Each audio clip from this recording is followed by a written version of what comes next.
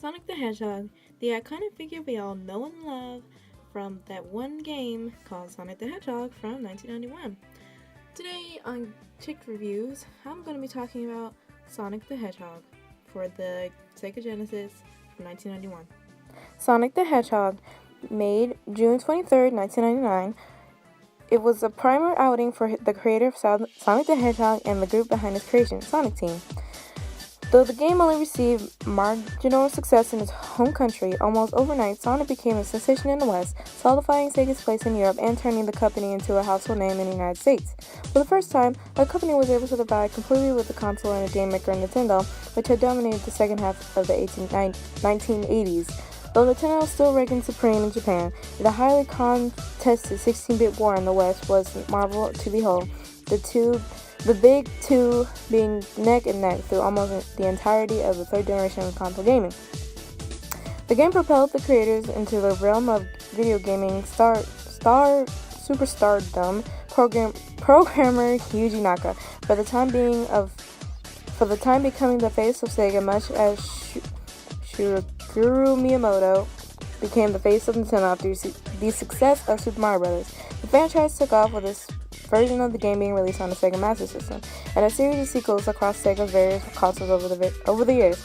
It not only became a definite title for the system and replaced Altered Beast, but as the pack-in title for the West, but would go on to be ported to no less than 20 platforms on it after its initial release. My opinions on the game: I think the game is very fun. It being the first Sonic game, of course. I've played it and beat it. The game consists of, seven courses, but 6 are Green Hill Zone, Marble Zone, Spring Yard Zone, Labyrinth Zone, Starlight Zone, and Scrap Brain Zone. And they have their songs and whatnot. In my opinion, this game has a lot of it's a good balance in competition with Nintendo and Mario, and also became Sega's mascot after this. The main story is it stayed consistent throughout the years. Eggman captured some animals and he pretty much turned them into robots, and Sonic goes around to save them in these 6 worlds, or zones is what they were called then. At this time, emeralds were in it, but they didn't have a good use at the time, as in other games, Sonic games. They were made for Turn Supersonic and all that. But in here, I never really found a good use for them. I mean, you just get them, and at the end, if you don't get them all, then you'll get a picture saying try again with Eggman juggling the remaining emeralds you didn't collect. And also another thing, if you have noticed, that Sonic does not have a spin dash in this game, which it gives it difficulty, which is nice because I remember playing it when I was younger, and you really couldn't spin dash, so the only thing you could do was to go back down the ramp and try to get around it to collect momentum and hit the whatever. This game it gives off nostalgia for me a lot, and it's very, in one word, what would I put it as? It's very energetic, and the soundtrack is nice too, I think. And like I said earlier, this game has a lot of sequels, and it's been put on different systems, such as the Sega Mega Drive, Virtual Console, which is like Xbox and Wii and PlayStation like that, and Sega Genesis, and all that, and Sega Saturn and all that stuff. So, enemy-wise, there are things like, let me think, like, Buzzy Beetles, I can't think of any enemies right now. This isn't good.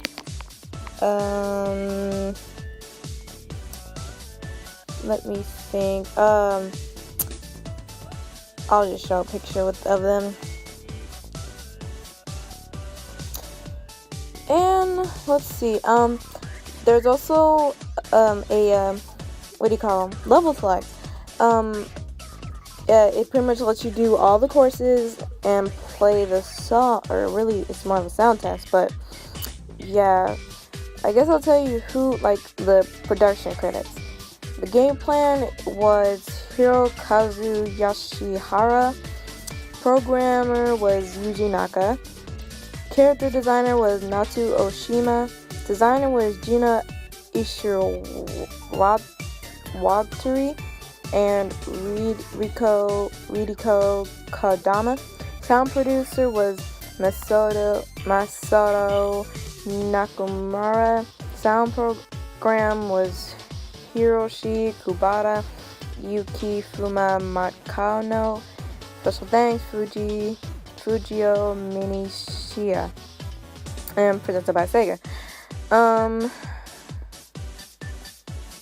In my opinion, I think the game in difficulty wise, it's not difficult in my opinion. When I beat the game, it was on the Sonic collection for that DS or whatever. I don't know, it seemed very easy to me. And it's been re-released on Sonic the Hedgehog arcade game, Sonic the Hedgehog for like the regular Sonic Classics, Sonic Jams, Sega Smash Pack Volume 1, Sega Mega Collection for Nintendo GameCube, Sega Mega Collection Plus for PlayStation 2 and Xbox, Sega Genesis Collection Volume 1, Super Sonic Gold, Super Sonic the Hedgehog for iPhone, Sonic Mega Collection Plus, and Monkey Ball Deluxe for Xbox, Sonic the Hedgehog Mobile, Sonic the Hedgehog Genesis, Sonic the Hedgehog, Sega Drive Collection, Virtual Console, Sega Sonic the Hedgehog for iPhone, Sega Fun Pack, Sonic Mega Collection Plus, and Shadow the Hedgehog, Sega Mega Drive Ultimate Collection, Sonic the Hedgehog, Sonic PC Collection, Sonic Classic Collection for DS, that's the one I was talking about, Sega Mega Drive Classic Collection Volume 1, Sonic the Hedgehog for Android, Sega Mega Drive Classic Collection Gold Edition, Sonic the Hedgehog PlayStation Network, and Sonic the Hedgehog version 2 for iOS. So it also has different box art, and I'll show you that as well. My favorite out of all of them might be the Japan one. I think that is very cute and everything. So yeah, and that's pretty much all to say about this. Oh, and the special stages, which is where you collect the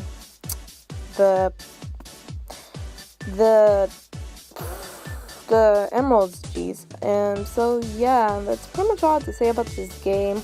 I might make a part 2 because this one was kind of vague, I think. So yeah, see you guys later. Chick Too Cool is out. Disclaimer, I do not know any of these videos, photos, or at all. Thank you.